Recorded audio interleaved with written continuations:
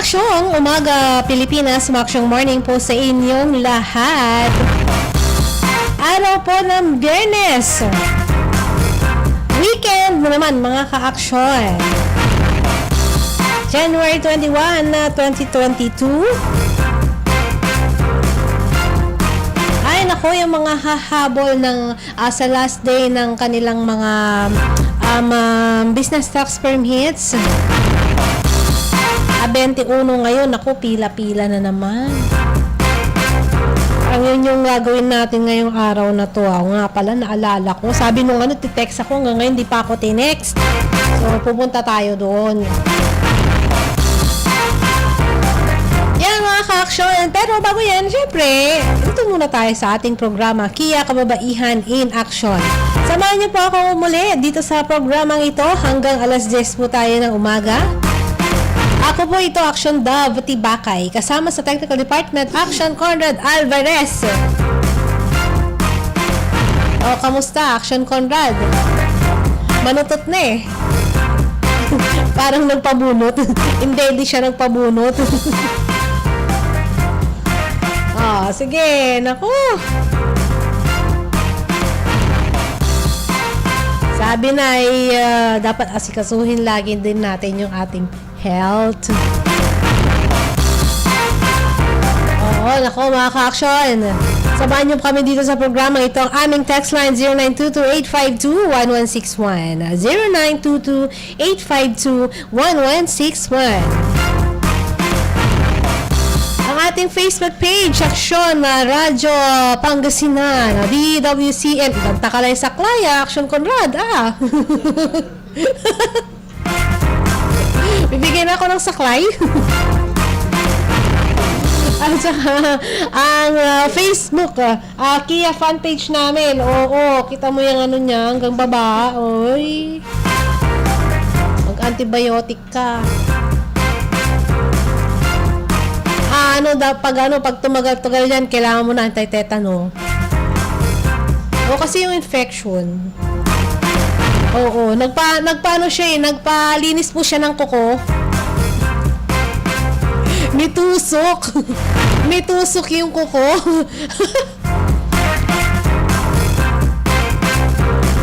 Ay nako, mga ka-action. Ayan, ngayong morning na ito, bago natin umpisahan itong pagtalakay sa ating napiling topic. Ito muna, isa munang balita.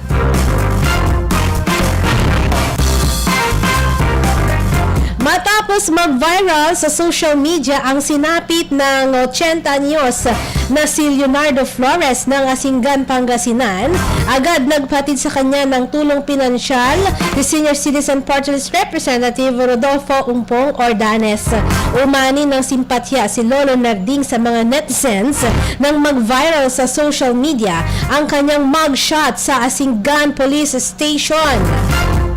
Isinilbi sa kanya ang warrant of arrest kay Lolo Narding base sa kaso na nag-ugat ng di umano'y pagnanakaw niya ng halos 10 kilo ng mangga mula sa puno ng kanyang itinanim sa lupa ng kanyang kapitbahay. Sinabi ng mababatas na ang mga ganitong sitwasyon kahit patuloy niyang sinusulong ang pagpasa ng mga panukalang batas para maiwasan ang pangabuso sa mga nakakatandang populasyon sa bansa. Hiniling na rin ni Ordanes kay Interior Secretary Eduardo Año na atasan ang lokal na pulis, ganon din ang barangay na agad mamagitan sa kaso sabay git na dapat ay panaganahin ang katarungang pambarangay. Nais din ito na bigyan ng sapat na pansin ng lokal na social workers at matulungan si Lolo Narding. Samantala, nakatakda ang 7th Municipal Circuit Trial Court ng Asingan sa darating na Pebrero 8 ang pagbasa ng sakdal kay Lolo Narding na inaresto noong January 13.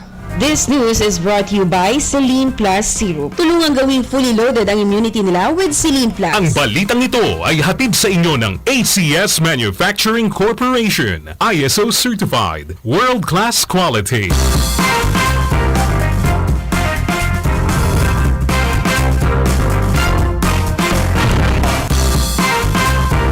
Ayan, mga ka-action. Ako, ang dami pa rin hindi makaget over dito sa storyang ito na nangyari dyan sa may Asinggan, Pangasinan. Na unang inilabas ng kaibigan po nating si Sir Mel Aguilar.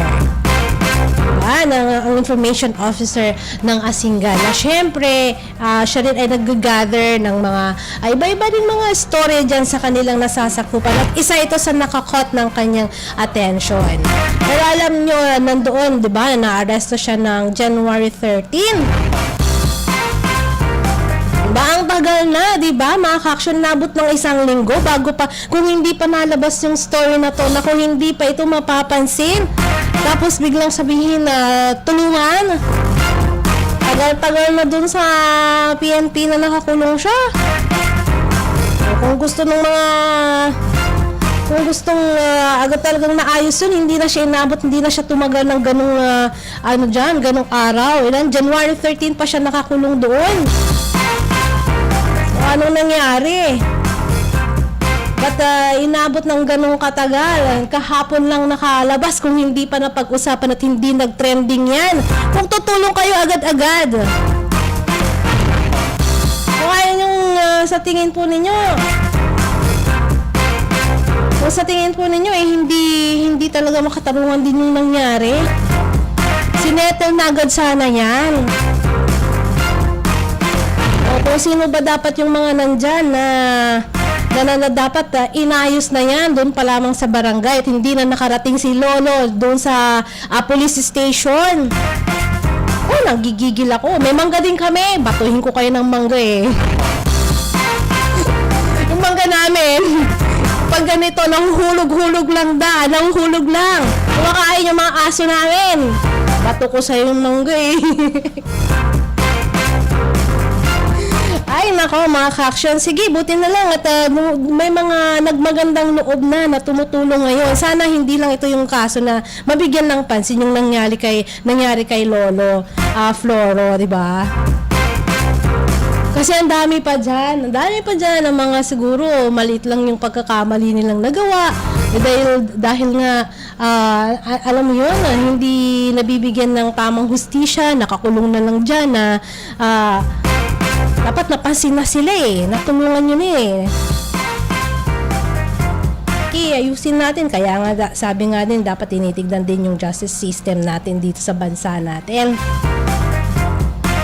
Ay, nako, moving on na nga lang. Nakakaasar.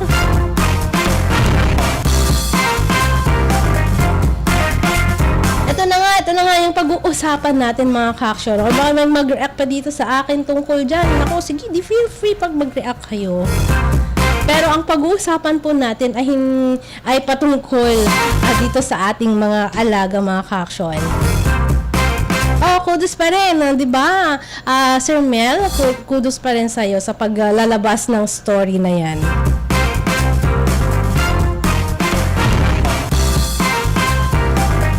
Pag-uusapan po natin mga ka-action ngayong morning na ito ay patungkol sa pag-aalaga ng ating mga pets. Yan, sa pets muna tayo mga ka-action. Yung isa sa mga nagbibigay sa atin ng saya sa buhay natin. Oo, syempre first ang family natin, we humans. Pero yung iba inhumane ng pagtrato eh. Eto naman, doon sa mga alaga po natin, diba? Ngayon mga ilang araw pa kaya o ilang linggo pa kaya na daranasan po natin itong lamig ng panahon. So, paano po natin titignan yung hygiene? Paano natin alagaan yung mga pets po natin kapag ganito ring malamig ang panahon? Pag nadyan ako nagbo-browse, tingin-tingin dyan sa internet, lalo patungkol doon sa mga pag-alaga ng mga hayop, diba?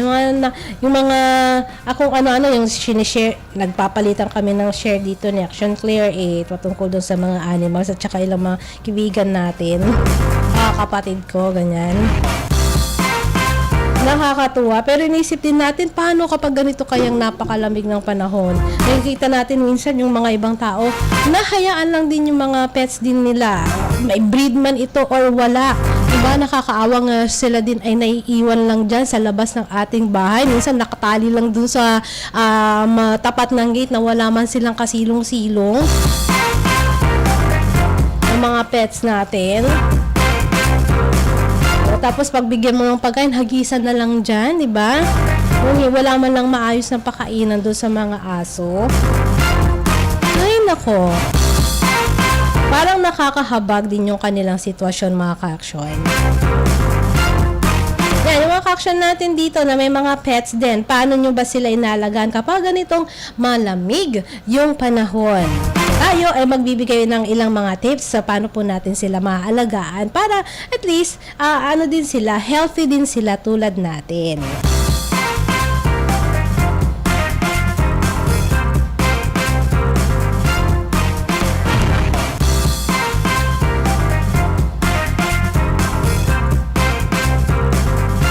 Diba? Pag wala tayong mga kasama sa bahay, tapos nagkataon, for example, may mga lakad yung mga kasama natin sa bahay, di ba? May mga pinuntahan sila, tapos tayo yung darating na alam po natin walang sasalubong sa atin. Tapos may mga pets tayo.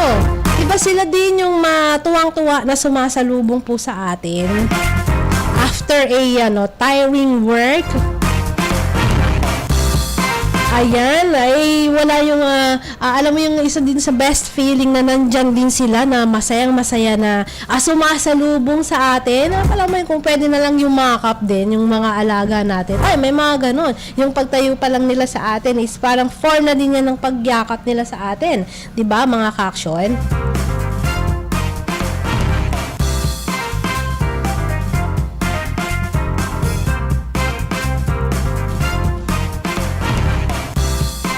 Diba? Yung nandyan na, meron kaming aso na pag dumarating ka, yung talagang yung katawan niya, gustong-gusto niyang i-touch sa akin. Ayan kami na andon, alam mo yun, parang form ng yakap na rin yun, yung kung nagigigil, kinikilig, diba? Yung mga alaga natin. Doon sa mga pusa naman natin, nandyan, lagi na sagir-sagir ira, diba? Meron pa yung pag narinig na yung boses mo, anya na sila na magtatakbuhan na, hanapin ka na kung nasaan ka na. Yung sa aming aso, nandun na, nakaabang na doon sa may bubungan ng bahay. Pag tigil pa lamang nung sakyan namin, yung service namin, sa tapat ng bahay, nako dinig ko na, natatahol na yan. Tapos, nandun na sa may bubong ng bahay namin na nakatingin na doon sa gate. Inaabangan yung pagpasok ko. Pero syempre, dahil nandyan yung ipinapakita nilang love sa atin, dapat ibinabalik din natin yung love na yan para sa kanila. At sa pamagitan din, syempre, ng pag-consider kung ano yung mga nararamdaman nila, sa iba't ibang mga sitwasyon, at kasama na din dyan yung ating weather. Ayan, dahil ngayon na malamig ang panahon, paano pa natin sila alagaan? Dahil kahit pa sabihin natin na meron silang makapal na mga balahibo, punong-puno sila ng balahibo, ilong lang ang nandyan na, di ba, nakita po natin nagsisweat dahil doon lang naman pwedeng paglabasan ng kanilang pawis. Hindi sila resistant sa malamig na panahon. Kahit pa sabihin na natin, ang kapal-kapal na ng balahibo ng mga aso natin, how much more doon sa mga ang balahibo nila may kup-kup, di ba? Meron yung mga dog na talagang balbon sila, meron din naman yung hindi. At para malaman po natin, hindi po sapat na proteksyon yon para sila ay hindi makaramdam ng ginaw. Dahil ito yung isa sa mga misconception, most common misconception po natin na mga pet owners, na yung animal fur, yung balahibo ng ating mga alaga, ay automatic na protection nila laban sa cold weather. Di lalo na pag mainit yung panahon, hindi ba? Yung kanilang balahibo, kahit pa nandyan na makapal yan at nakakapagdagdag ng layer, dagdag na layer siya para syempre magkaroon ng warm, makaramdam pa rin ng init yung kanilang balat kapag ganitong malamig yung panahon. Pero hindi nito magawa yung trabaho na protektahan sila mula dun sa extreme cold temperatures. Di lalo na siguro doon sa mga lugar dito sa Pilipinas na sobrang malalamig. Doon sa mga bulubunduking mga lugar, di ba? Susceptible din sila sa hypothermia, frostbite. Kapag sila ay exposed sa malamig na panahon na hindi po natin sila pinoprotektahan. Tayo nga, di ba, pag madaling araw, nandyan na mahamog. Tayo na nasa loob na ng bahay, na nakakumot ka na, giniginaw ka pa rin, sila pa kaya na naiiwan dyan sa labas ng ating bahay, kung dyan ang pwesto ng ating mga aso. Diba? So, dapat bibigyan din natin sila ng protection nila. Kahit pa sabihin natin na yung breed ng aso po ninyo, yung mga may mahaba't makakapal na buhok, na balahibo, kailangan ilimit pa rin natin yung oras na sila ay matagalan ma-expose sa labas, lalo na kapag masyadong malamig yung panahon. Eto din, isinaside din natin kasi bakit kailangan natin sila na maprotektahan laban po sa lamig. Yung cold temperature para doon sa mga alaga po natin ay pwedeng mag-trigger siya doon sa ilang mga medical conditions, magpagrabe pa, magpatindi pa doon sa medical conditions ng ating mga alaga. Lalo na yung mga aso ay prone sila sa heart at liver diseases. Nagkakaroon din sila ng sakit sa puso at saka sa liver disease, sakit sa kanilang atay. At kapag tumatanda din yung mga alaga natin, mga aso, mga pusa, nagkakaroon din sila ng arthritis. Kung yung sa tingin po natin, ayan, may mga aso na po tayong tumatanda na din, i-consider din po natin na itong cold weather ay nakakapagpatindi din nung kanilang medical condition.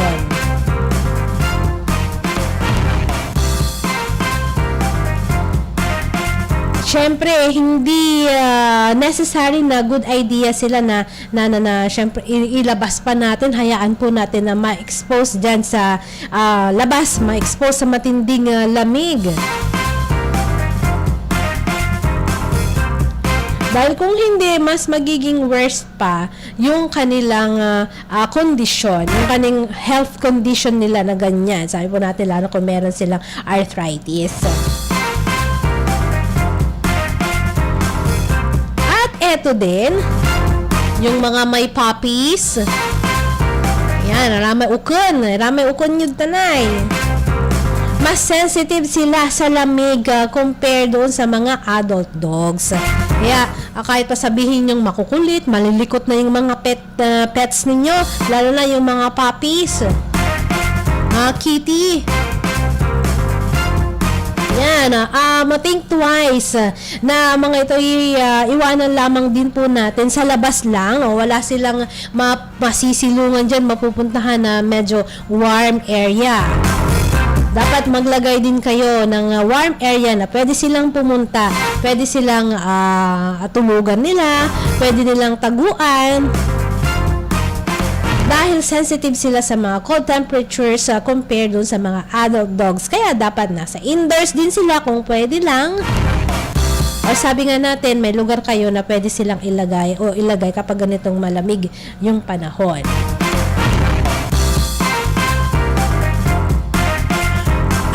ito din pala yung dahilan bakit mas matakaw yung mga alaga natin, mga aso po sa kapag ganitong malamig ang panahon. Kailangan nila ng mas marami daw na pagkain kapag ganitong malamig ang panahon. At supplyan daw, bigyan po natin sila ng mas maraming pagkain na the usual na ibinibigay po natin. Medyo dagdagan po natin. Mga ilang buwan lang naman na malamig sa atin. Hindi tulad sa ibang mga bansa na talagang inaabot ng napakaraming buwan na mararanasan nila yung malamig na panahon. Nagiyelo, lalo na doon sa mga lugar na nagiyelo. Dahil yung maraming pagkain sa kanila ay makakatulong para mas magkaroon ng maging warm yung kanilang katawan. At syempre, yung kanilang balahibo sa tip-top shape ang mga yan. Kasama din syempre, dapat may proper grooming pa rin sila. Nire-recommend 10 to 15% nung kanilang daily diet ang ibibigay po natin sa kanila kapag ganito pong malamig ang panahon. Dapat din, bigyan lang din natin sila ng healthy fats. Yan, makakatulong din sa kanila para magkaroon pa ng warmth yung kanilang katawan. O yan mga ka-action, pauna pa lamang yan. Yung mga reasons bakit kailangan din po natin na intindihin at tingnan yung ating mga pets kapag ganitong malamig yung panahon. Babalik po tayo dito mga ka-action after ng ilang commercial at syempre sa ating pagbalik, agtabayanan po natin itong live interview ng DZRH kay Congressman Ashley Asidelio, spokesman ng Partido Reforma. Babalik po tayo mga ka-action pagkalipas ng ilang paalaala. Kia, kababaihan in action! Manila Broad.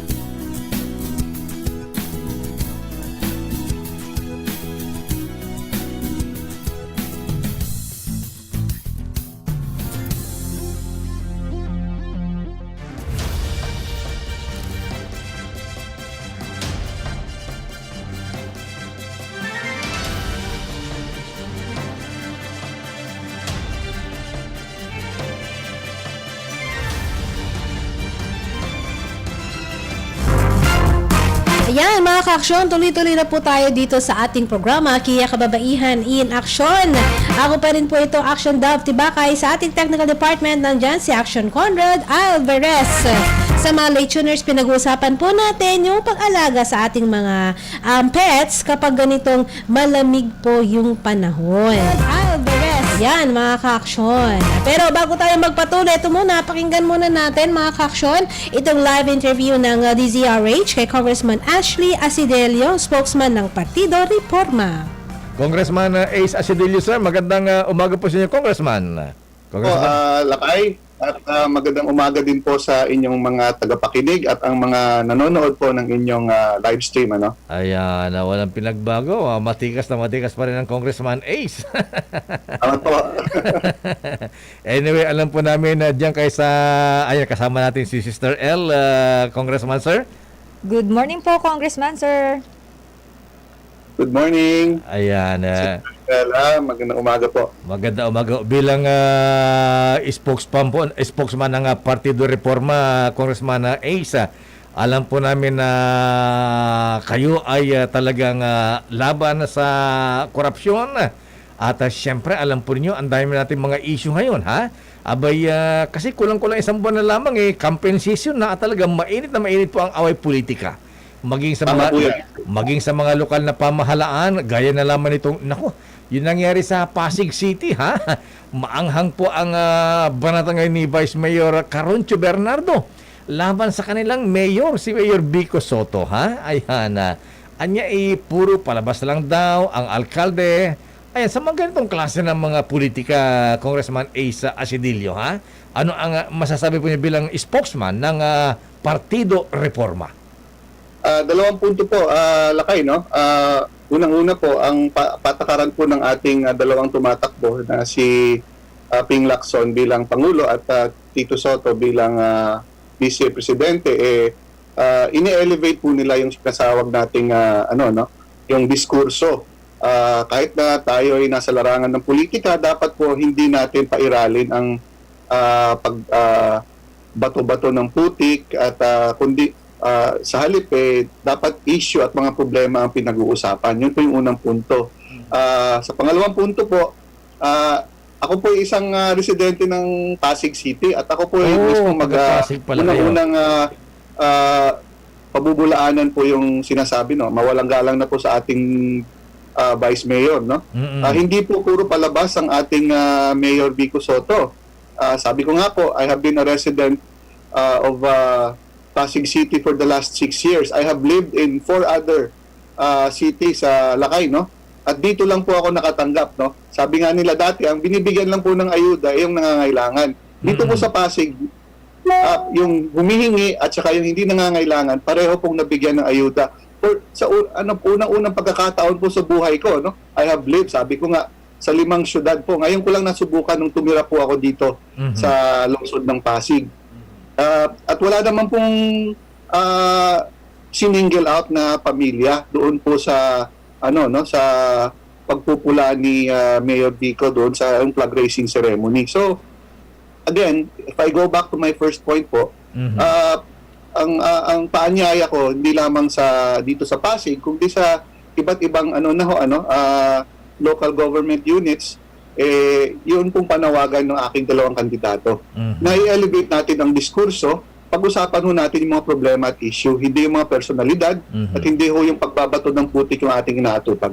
Ang madalas yung mensahe, Congressman Ace Acidelio, sir, sa inyong partido, ha, sa ating mga kababayan, ay na kontra magnanakaw ay napapanahon ngayon. Nitong ilang araw lamang, hinuli isang 80 years old na si Lolo Narding Flores sa Pangasinan dahil sa pagnanakaw ng mangga. Ayan, napakawalan na po kahapon yung matanda matapos magpiyansa. Ayan, may mga impormasyon mo kayo sa pangyayari ito sa nakarating sa inyong grupo, Congressman Ace? Tama po yan, Lakay, no? Mismo si Senator Ping Lacson po ay nagbigay ng kanyang personal na atensyon at inalam niya po talaga kung ano po ang nangyari dyan. Sa atin pong nakalap na impormasyon through the Office of the Senator, no? Dalawa po ang biktima natin dito, Lakay. Hindi po sa kaalaman ng karamihan, hindi naman po natin kinukonsinti no, ang ginawa ni Lolo Narding. No? Kasi meron po talagang asunto sa kanya, meron po talagang kaso na inihain, kaya po siya nakulong. Pero ang hindi po natin alalaman dito, meron pong naging pangalawang biktima. Yan po ay si Robert Hong. Yun pong pumalit kay Lolo Narding na caretaker. Kasi po, dahil dito ay nabash po siya dahil sa isyong ito. Hindi na po siya makapaghanap buhay at bagkos siya po ay naging biktima 2 times over.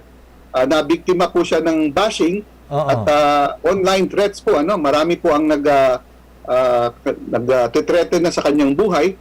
At the same time dahil nga po siya ay natatakot na sa mga threats na ito, siya po ay nagtatago ngayon. At buti po pinaunlakan niya yung staff po ni Sir Ping, para po alamin ang kanyang kalagayan. Yun nga po, siya ay nangangamba sa kanyang buhay dahil unfortunately ito pong paghahayag ng Asingan na PNP nagdulot ng sakit ng ulo at takot kay Robert Hong. So ang gusto po nating dito ipaalam, bagamat hindi kinukonsinti po ang mga katulad nitong gawain kung saan yung pong mangga ay ninakaw at binenta ng taong hindi nagmamay-ari nito, gusto rin po nating ipaalam na ang gusto pong maintindihan ni Sir Ping ng ating taong bayan ay yung konteksto ng pangyayaring ito. Kung saan ang mga katulad ni Lolo Narding na nagkasala na kung tutuusin, hindi ho ganong kalakihang halaga. Nandyan po ang mga malalaking isda na sinasabi natin na ang limpak-limpak na salapi ang ninanakaw, ngunit sikat at patuloy na malaya sa ating lipunan. Kumbaga, meron pong double standard na tinatawag ng hustisya. Yung ang susunod ng tanong sa Congressman Ace Asidilio, ayan sa inyong partido reforma, anong klase po ng pagnanakaw ang hahabulin po ninyo? Ang gusto po nating habulin dito, hindi lang po pagnanakaw in the classic sense, yung pagnanakaw ng pera o ng pag-aari ng ibang tao. Ang pagnanakaw po yung komprehensibo ang gusto nating i-address. Yung hindi lang po nagnanakaw sa kaban ng bayan, o hindi nagnanakaw ng kinabukasan ng ating kabataan, at yung nagnanakaw po ng buhay ng ating ng mga kababayan. Kasi po yung pagnanakaw sa kaban ng bayan, hindi lang po pera ang nawawala sa ating taong bayan, kundi po ang oportunidad ng gobyerno para putustusan ang mga programa na sana'y mag-aangat sa antas ng buhay ng ating mga kababayan. Yung pong kinabukasan ng ating kabataan na nalalagay sa kaalanganin dahil hindi po sila nabibigyan ng mga oportunidad na dapat po isa ang gobyerno sa nagbibigay sa kanila. So ang dito, ang gusto pong ilunsad ni Senator Ping Lacson kung siya po'y papalarin maging pangulo, lakay, no? Ayan, ano ba yung mga plataforma na yung ipatutupad kung maging pangulo si Senator Ping para isulong ang kampanyang anti-corruption, Congressman Asidilio, sir? Kaya po nang sinabi na niya dati, ito po ang tinatawag niyang leadership by example. Ano pong ibig sabihin nito? Kung ang Pangulo mismo, unang-una, ihahayag niya ang kanyang SALN, ito lamang po ang kabuuan ng kanyang pag-aari at ng kanyang salapi at ng kanyang pamilya. It tells everyone na kung siya po yayaman sa katapusan ng kanyang termino, siya po ay kumbaga naging corrupt. So papakita niya po yan na hindi niya gagawin yan sa kanyang termino. Pangalawa po, bukod sa paglalahad ng SALN, he will also show an example of many of those yung mga nakakalaya pa dyan, mga hindi pa nakakasuhan ng mga malalaking isda. Yan po ang tinatawag na setting the tone at the top. Yung pong mga ahensya at yung pong mga sangay ng gobyerno na kung saan nandun po ang mga malalaki nating magnanakaw, mga kriminal, dapat po sampulan po yan. By setting the tone at the top, pinapaalam po natin na hindi po kinukonsinti ng administrasyong Lacson ang sino man at kung ang anumang ginagawa na makakasira po sa ating lipunan at yan po ay labag sa ating batas. Sabi nga natin, yun po pong nangyari kay Lolo Nardig, no, isa pong ehemplo ng double standard ng hustisya dito sa ating bayan. Ayan, Congressman Asedillo, ayan, maganda po yung inihanin yung plataforma sa Partido Reforma. Meron po ba kayong napupuso mga cabinet members naman na magtutuloy sa mga anti-corruption advocacies kung kayo po ay suswertehin ang Senator Ping Lacson ay manalo? Kung maging Pangulo po si Senator Ping Lacson, ang isa po sa mga naging pahayag niya dati may mga nakatrabaho po siya sa sa dati pong administrasyon ni Pangulong Noynoy Aquino na nagustuhan niya po ang performance at nakitaan niya po ng malinis na serbisyo. Babalikan niya po itong mga dating colleagues niya sa gabinete ni President Pinoy. At the same time, mayroon po siyang sinasabi na tatlong qualities, no, na ini-expect niya sa sarili niya at sa kanyang katandem na si Tito Soto, na ini-expect din po niya sa mga magiging potential candidates for office. No? Ano po ito? Yun po ang kakayahan, nandiyan po ang katapangan at ang katapatan. So, itong tatlong kalidad na ito na gusto niya pong maging ehemplo sa kanya at sa kanyang katandem, gusto niya pong makita sa kanyang mga magiging appointees po. Marami po ngayon na lumalabas na pangalan, may mga nabanggit na po siya. But right now, I'm not at liberty to say all of them kasi yun nga po, wala naman po tayong formal na proseso na nakonsulta natin po itong lahat. But some of these people who are supporting also his candidacy ay nagpakita na po ng dati nilang kalidad, no, sa pagsiservisyo. Gaya po ni dating BIR Commissioner Kim Hinares. Okay. I'm sure magkakaroon po siya ng prominent role doon sa economic team ni future President Ping Lacson, Lakay. Okay, Congressman Asa, maraming salamat po at magandang umaga po sa inyo. Good luck sa mga taga-Partido Reforma at kay Senator Ping Lacson. Thank you. Maraming salamat po, Lakay, at Sister Stella L. At magandang umaga po sa ating lahat. Thank you very much po. Mahabigan na Congressman Asa Asedillo ng Partido Reforma. Ang balitang ito ay atid sa inyo ng Downy. Magbangong buhay na. Enjoy the tag-init minus ang heat with Downy Antibac. Ang balitang ito ay hatid sa inyo ng ACS Manufacturing Corporation. ISO Certified. World-class quality.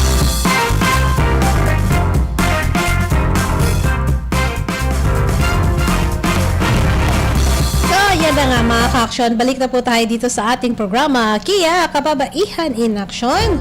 Alas 6 na pala, agad Action Conrad. Kung man lang natapos yung pinag-uusapan natin dito. Patungkol pa naman to doon sa mga pets po natin. Tamang-tama, pasapado bukas. Baka meron na kayong time na linis-linisin yung mga kinaroonan ng mga pets po natin. Dog crates, pet crates, pati yung mga kulungan nila, o kaya naman maharap nyo sila bukas na ipag-groom, o kaya na mismo mag-groom sa kanila, o kaya naman paliguan nyo sila. Doon sa mga pet, mga ka-action, yung warm water lang. Dapat merong warm water doon sa kanilang paligo. Lalo doon sa mga maliit pa na mga aso, kung sila ay puppy na muna.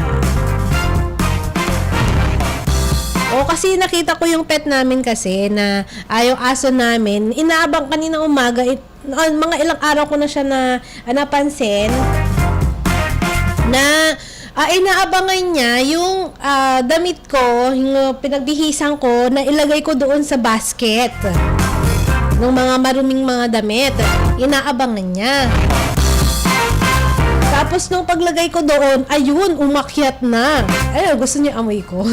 Hindi doon siya natutulog sa may basket na pinaglalagyan ko ng yung mga damit. Pag may makita siyang damit doon, ayun, doon niya gustong matutulog. Tapos yung parang pa siya, yung parang tamang-tama lang doon sa kanyang size na siguro para maging nako-comfort siya eh.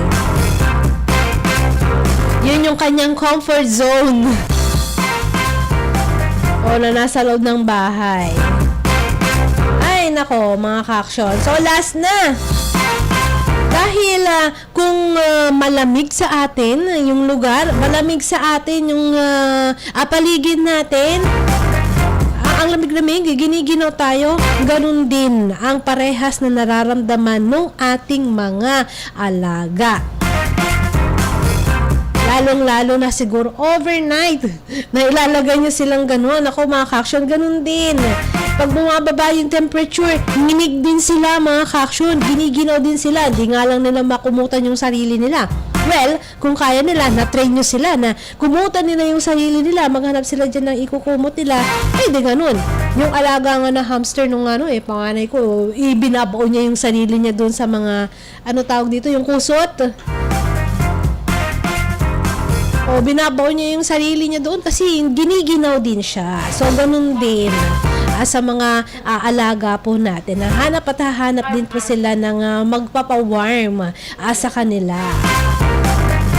Yan, mga ka-action, i-consider din po natin ang feelings ng ating mga alaga. Lalo na sila yung ating tagapagbantay. Tagabantay.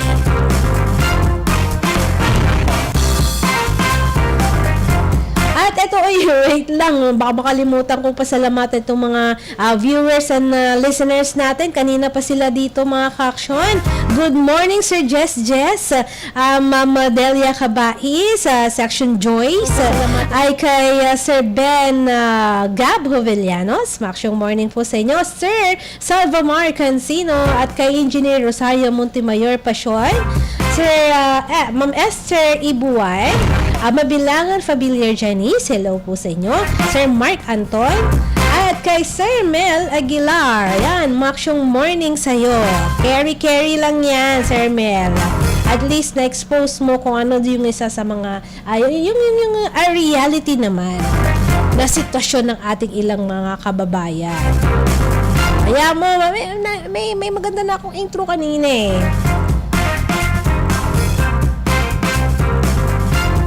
Ayan, tapangan pa, tatagan pa yung ating mga kalooban sa ganyang mga sitwasyon. Yung feeling mo, nababash ka kasi akala nila, iniisip nila, mali yung ginawa mo, pero yung totoo, in good faith naman, di ba? At yung mga tutulong dyan, kung tagang gusto nyong tumulong, yung nakita nyo, huwag nyo nang hihintayin na mag-trending pa. Lalong-lalo, usong-uso kung kailan lang mag-trending, doon naman kayo magpapapansin na tutulong. Kayo mismo, kung alam nyo na may kailangan tulungan dyan, tulungan nyo na lang. Ang pagtulong, hindi naman dapat na video, pinipicturan, di ba? Hindi lahat ng klase ng pagtulong dapat idaan mo sa ganun, ipakita mo sa buong mundo. Mas masarap nga sa feeling yung tumutulong ka na, yung hindi na ganong sinushow, pinapakita, alam mo sa loob mong tumulong ka. Pag tumulong ka, huwag ka nang mag-expect ng balik. Okay? Kung may binigay ka, huwag ka nang mag-expect ng balik. Kasi tulong mo na yun. Okay, mga ka-action? Wala po tayong sapat oras. Kung kaya ako na naman po ay magpapaalam na uli sa programang ito. Next week na naman po tayo magkikita-kita dito sa programang Kia Kababaihan in Action. Sa ngalan po ng aming station manager, Action Violi Valdez-Ferrer. Technical Department, Action Corner Alvarez na umaaray pa din. Ako naman po ito, Action Dove Tibakay. Nag-iwan sa inyo ng isang maksyong morning po sa inyong lahat. Una sa action, una sa balita, sama-sama tayo, Pilipino. Sumainyo ang isa na namang edisyon ng Kia Kababaihan.